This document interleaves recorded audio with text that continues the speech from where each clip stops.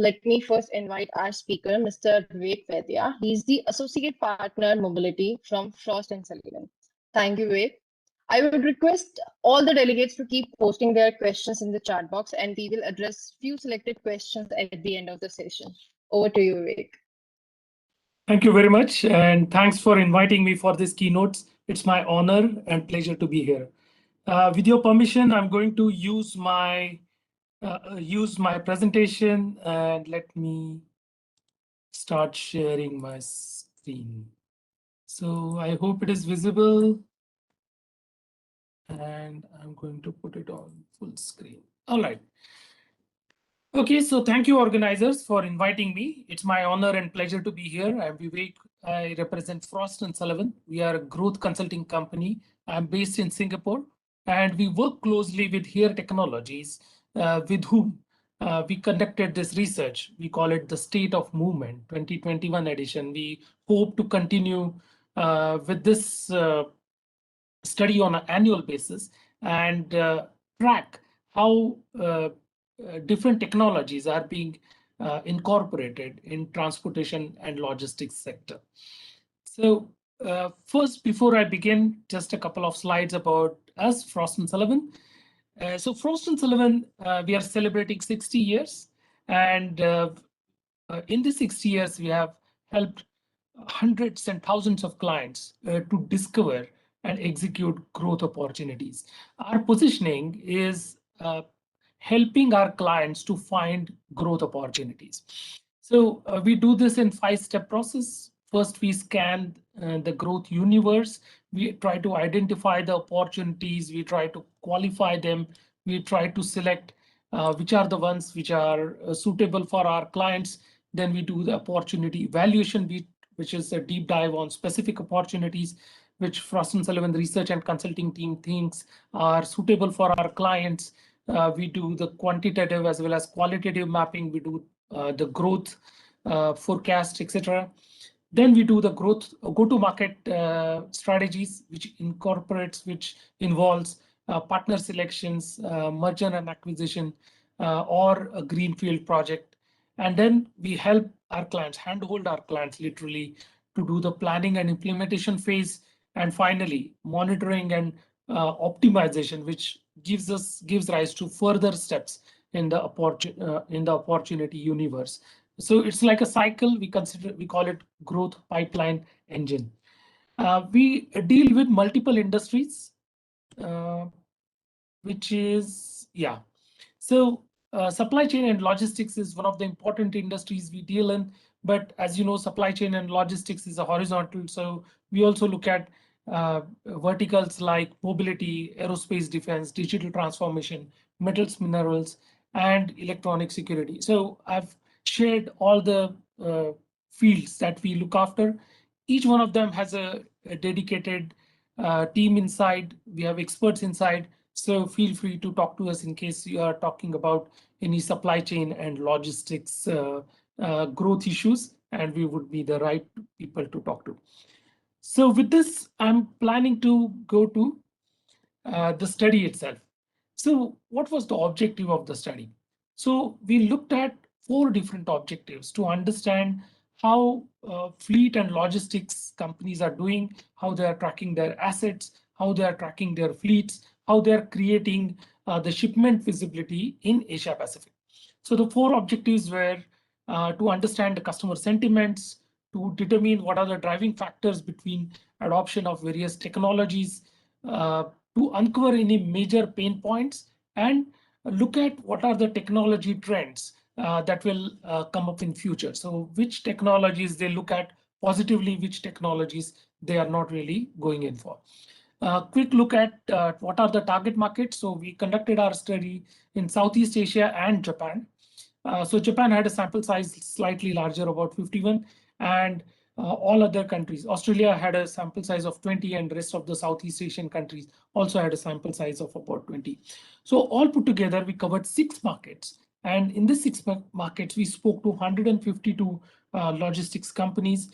So we believe that this is a very comprehensive exercise, and it reflects companies from all walks of life. We had some multinational companies, we had some local companies. We had also split it up between 2PL, 3PL, 4PL companies. So it kind of gives you a bird's eye view of entire logistics industry in Asia Pacific plus Japan markets. So we looked at 4 different hypotheses, which we looked at proving or disproving. So firstly, we looked at whether end-to-end logistic asset tracking is a challenge for logistics companies, or is the challenge resolved, or they don't think it's a challenge anymore. This hypothesis was proven to be true. We also looked at what are the end-to-end shipment visibility, whether it's a challenge for logistics companies. We looked at whether the customers place very high level of importance on the solutions that involve real-time fleet tracking and fleet monitoring. And we also did a similar exercise whether cloud-based technologies are going to be the flavor of the day. Is this what the fleet management companies are looking for? So let's look at what are the findings. Of course, this hypothesis did come out to be true, but I'm going to do a one level detail into what are the findings and why do we arrive at a conclusion that this hypothesis is true. So my presentation is divided into 2 parts. One is fleet and logistics asset tracking, and the second is shipment visibility. So I'm going to present sections of both. I'm going to switch between Asia Pacific and India because we strongly think that although India trends are important for Indian companies, but it is also important to understand what is happening in the rest of the world. I'm going to share with you what are the trends in different countries, so you get an idea. Suppose you are benchmarking yourself against Indonesia or Thailand, you will know what are the trends in those countries like. So it's important that through this seminar, you are able to look at the regional markets and not just focus on India. So let's begin with what is the asset tracking, whether it is a necessity or not. So we divided the entire logistics segment into 4 different parts. We looked at fleet management, we looked at heavy assets, returnable assets, as well as other warehousing assets.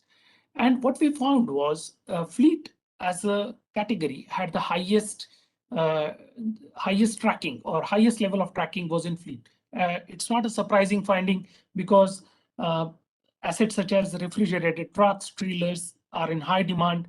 They need to be tracked on a real-time basis. And we see that in the refrigerated trailers, it's almost 100%. These are valuable assets, always on the move, and therefore need to be tracked continuously. Now, what is not getting tracked? I think that is more important. So when we look at that, it's vans or two-wheelers.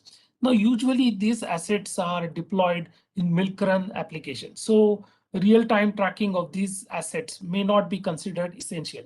It is also to do with what valuable cargo are they carrying, or what is the range in which these vehicles move around. So it's a complex decision making that takes place, but what we see is there is still some scope for the fleet assets to be tracked. So if you are looking to grow in this area, fleet is definitely one of the important areas for growth. Now let's look at heavy assets. They don't move very far. They tend to be in one location for a longer period of time, and as a result, you have lesser tracking. We can go on so on and so forth, but let me focus on what is the reason. What are the key underlying reasons for the tracking? So it is improving the operational efficiency. I think that is probably the most important reason why assets are getting tracked. And of course, the second one is about a risk of getting misplaced or getting stolen or pilferage, etc. But the most important being operational efficiency. And that is exactly what we expected to see. And we are happy that we are able to see that. Now let's look at one level deeper on what kind of technology we are talking about. So for fleet management, and I'm right now sharing across Asia Pacific what's happening, and then I'm going to go to India.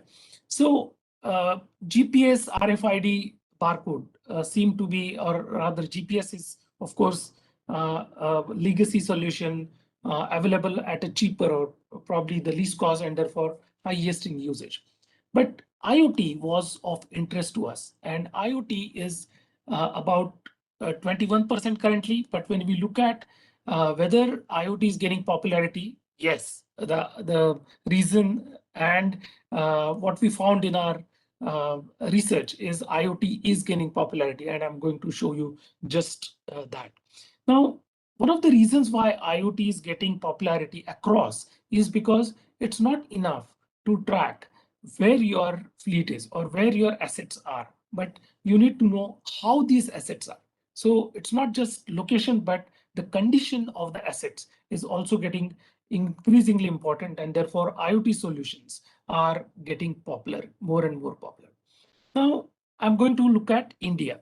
Now, you remember I divided the entire industry into heavy assets, returnable assets, and other warehouse assets. So returnable and reusable assets is where we see penetration of IoT currently in India. Now, if you look at what we saw, GPS was one of the important technologies, but in India, it doesn't seem to be so. India seemed to have leapfrogged.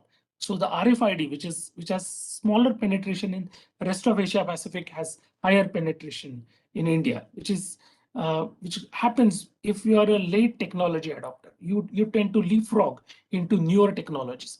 We expect something similar to happen in IoT as well. So IoT is the technology to watch out for as far as India is concerned. Now let's look at implementation of IoT and where the implementation requirement or in propensity is the highest. So when we look at fleet tracking, that is where 45% of the companies mentioned to us in the entire sample size basis that they want to implement IoT in their fleet tracking application. Now, if you look at India, not very far behind, about 39%. But look at Australia, look at countries like Australia or Japan, there the propensity to implement IoT is the highest because these are the countries where the drivers are expensive. You have to make sure that all your assets are efficiently used, and therefore having an IoT solution is considered to be extremely essential. So it's not surprising that Australia stands tall across all the segment. It's really important to see. Now let's look at India. And actually, quite frankly, we are heartened to see the percentage of strong interest in India. Now, if you look at warehousing asset tracking, India, in fact, is higher than the average. So, which means, as I mentioned in my last slide, there is a leapfrogging that we are going to see IoT. So, in case you are looking at these solutions, you should assume that your customers will not go in a linear fashion. They may directly jump onto the IoT. Now, same things happen in things like internet. Rest of the world had the internet in their desktop first, then laptop, and then mobile phone. But in India, most of the customers got to test the internet in the mobile phones first. So something similar is likely to happen to IoT as well. Now let's look at what is the web-based solution and real-time location. Now this is why this is important, because when we look at map-based data, we are talking about real-time location. Where is it right now? It's not based on calculation, or it's not based on where that truck would be right now or where that heavy asset would be right now. No, it's right now where it is. Now, this is very important in the case of real-time data tracking and fleet tracking. So when I mentioned when we asked a question to all the respondents, do you track? The answer was yes, we track, which means we look at the starting point and the end point. But we are also looking at real-time tracking, which is based on map, and that is also gaining significant traction across Asia Pacific. Now let's look at India. Now, if you look at India, it's about 41% fleet tracking in map-based solution. Then heavy asset looks at about 25%, reusable asset is about 25%, and other warehouse assets also about 25%. So even in India, we are looking at increasing penetration and very encouraging penetration of map-based solutions, which are real time. Now let's look at whether it is cloud-based or whether it is hybrid or whether it is location-based. Now, I'll directly jump onto India, and without any surprises, I think cloud wins hands down. Again, this is a leapfrogging. Now, if you look at where the hybrid solution, which is partly cloud and partly at location, you'll see that Australia is the country where you find this hybrid solution acceptance the highest. Now, that's because they already have the tracking solutions which are installed at the location, and then cloud is used as an add-on. But whereas in countries like India, countries like Indonesia, most of the logistics companies are looking at directly jumping onto cloud, directly jumping onto implementing this tracking solutions directly on cloud. So there is a strong preference for cloud-based solutions in next 2 years. So this is what our survey mentions, survey says. Now, we will talk about what are the solutions that are going to enable our real fleet tracking. Real fleet tracking is the top priority. And so how is it going to be achieved? So it is going to be achieved through better route planning, real-time routing, convenience in real time. So this is arranged in the descending order. So better route planning and real-time routing is still the most important part of fleet tracking. Now you might say that the truck drivers know all the routes, they know what exactly to do, but no, still better route planning is an issue, and that will involve how the new roads are coming up, where the currently the construction work is going on, or whether for your cargo this particular route is suitable. And that's the kind of inputs we look at, and that is across Asia Pacific. The same thing is true for India as well. And for India, interestingly, increasing customer satisfaction is the most important. So when you have a real-time fleet tracking, customers feel more satisfied. They exactly know where the assets and where the fleets are, and therefore the customers are happier. So let's look at shipment monitoring, and I'll go a little faster because the organizers are telling me that I'm maybe likely to overshoot the time. So let's proceed a bit faster. So IoT is gaining popularity in the shipment visibility part as well. And the clear example that we have is our vaccine, because the vaccine needed to be stored at a significantly lower temperature, and you need to make sure that the cold chain is not broken throughout, right? So that's a precise application where IoT is very important. It will not only track where the shipment is, but it will also track how the shipment is. And as a result, in cold chain item, I think barcode is a legacy solution, but IoT is catching up really fast. It's also catching up fast in couriers, express parcel, large items, solid liquid, but in dangerous goods as well as in cold chain items, IoT is extremely popular and gaining strong momentum. Now let's look at what are the logistics companies doing for map-based solution in India. This is real-time tracking in India. So as I mentioned, web-based solution, software solution is important for couriers, large items. But as you start going to cold chain items and dangerous goods, we see that the map-based solution is becoming increasingly more popular, and the gap between a web-based solution and a map-based solution is significantly reducing, because those are the applications where the real time, where is it right now, is probably the most important part. So what our survey found is 33% of the logistics companies are using map-based solution for shipment monitoring across all the shipments. So it's a about 2/3 of the market is still wide open if you are in a way or in some way involved in the map-based solution as a market. If you're a logistics company, I think that's the way to go. Real-time tracking, real-time monitoring is the way to go. Then let's look at what are the cloud-based solutions and what they are likely to do in next 2 years. So as I mentioned initially, not so surprisingly, everyone is trying to go on. About 50% of our respondents are looking to go on cloud, and 27% are looking to go on hybrid.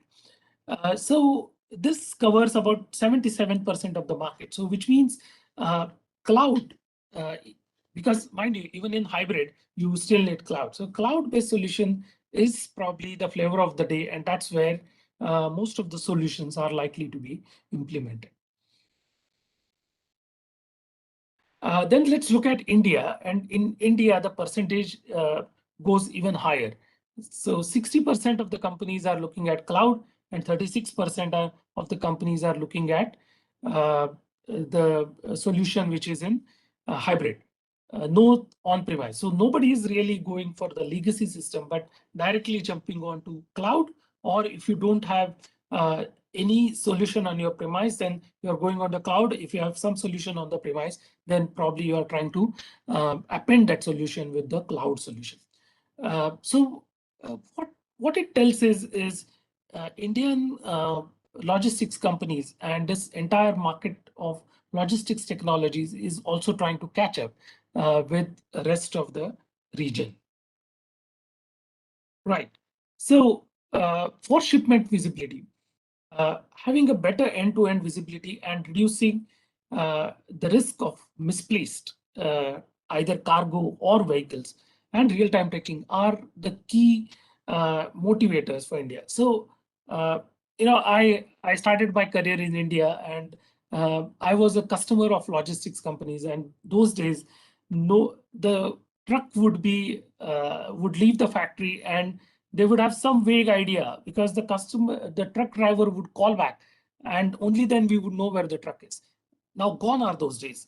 End-to-end visibility is what the customers want, and that is the entire motivation behind implementing all these solutions. So we are still looking at increasing customer satisfaction by providing end-to-end visibility and reducing risk of misplacement. So as we see it, it's all getting towards making the customers happy in the end. And we are looking at end-to-end visibility and reducing the risk of misplacement of trucks as well as the assets inside the trucks.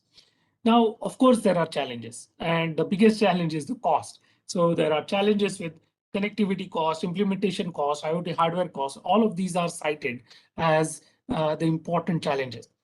So for India, we are also looking at integrating this solution with the existing infrastructure.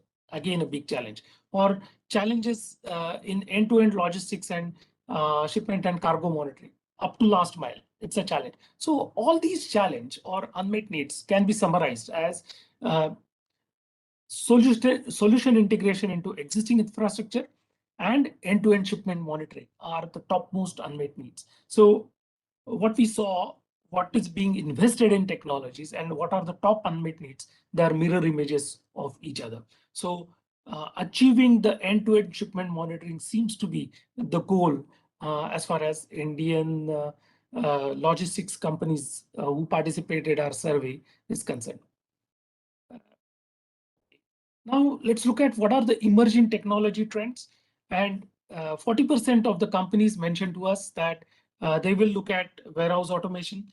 30% of them look at IoT, and 40% of them also will look at electric vehicles. This is very interesting finding because we did not expect the electric vehicle to feature so strongly.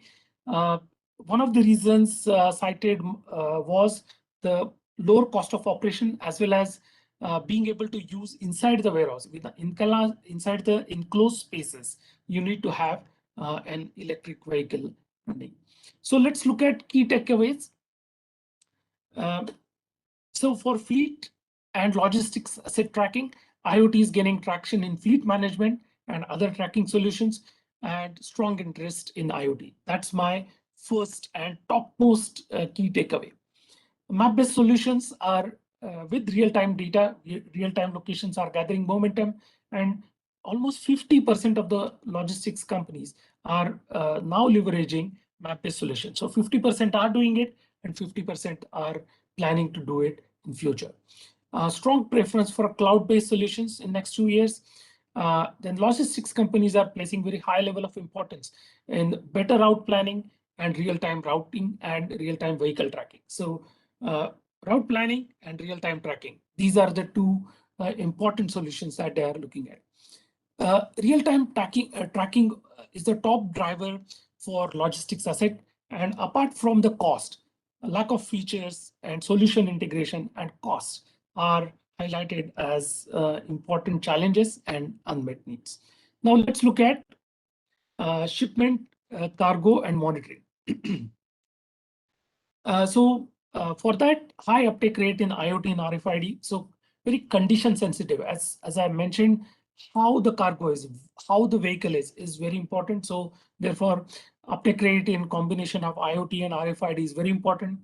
Then logistics companies are moving towards map-based solutions increasingly because they want to track the real-time location data. That's probably the most important issue that's the logistics companies are looking at.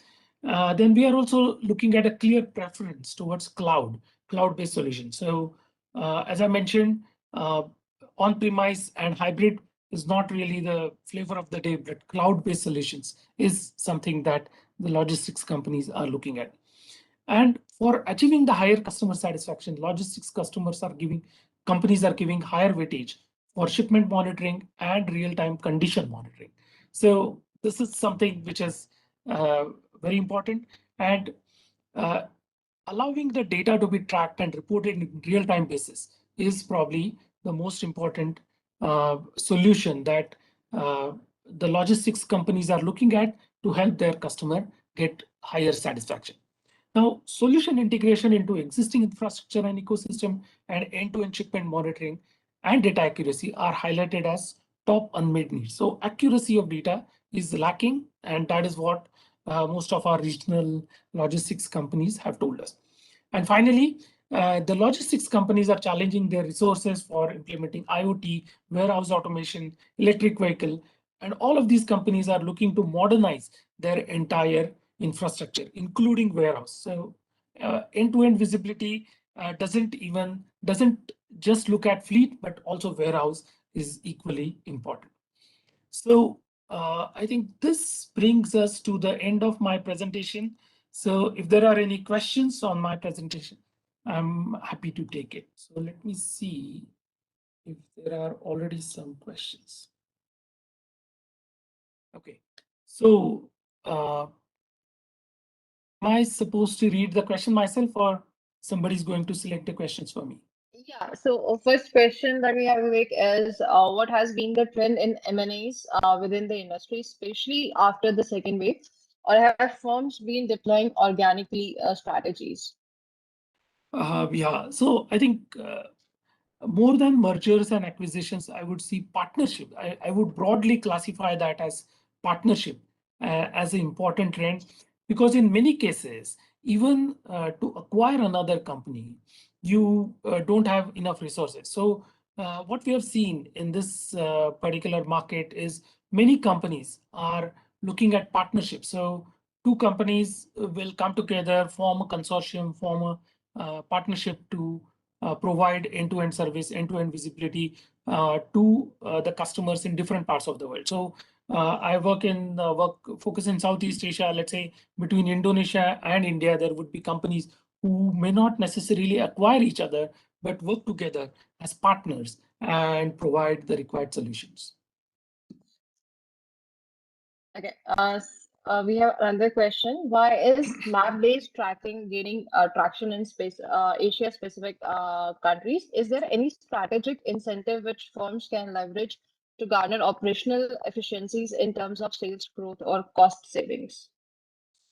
Yeah. So I think it is not the incentive that they get is by getting the operational efficiency in place. So if you have the real-time monitoring, now look at what happened during pandemic. In pandemic, there were road closures, there were shutdowns. Then in many countries, there were red areas or red zones where the vehicles could not go. Now, this information had to be updated on a real-time basis. Now, you also had a situation where there were lockdown. So what will happen? You send cargo from city A to city B, and city B has lockdown, so your vehicles don't come back, your containers don't come back, your pallets don't come back. So that's why monitoring everything on a real-time basis was important, and map-based solutions were important because maps were no longer just dead maps where it just tells you to take left or take right, but it is actually a live uh, data source which tells you what you should do now, what you should do just now. So therefore, map-based tracking was gaining traction in Asia Pacific just to make sure that you are in control of your assets, you are in control of your fleet, and because of the superior and better route planning, you get higher operational efficiencies, and that saves your costs. Thank you, Vivek. Thank you so much for your time and joining us today. I would also like to take this opportunity to thank our partners. Our title partner here, Technologies, are powered by partner Pendo Corporation, are brought to you by partner Grey Orange, and are supported by partner Logistics Skill Counseling. Please stay tuned for other exciting discussion. We are signing off. Thank you. Thank you, Vivek. So the last thing I wanted to state was this entire study is available as a downloadable white paper. You can scan the code and download the white paper. So all attendees can take benefit of this. Thank you so much, Vivek. Thank you. Bye-bye.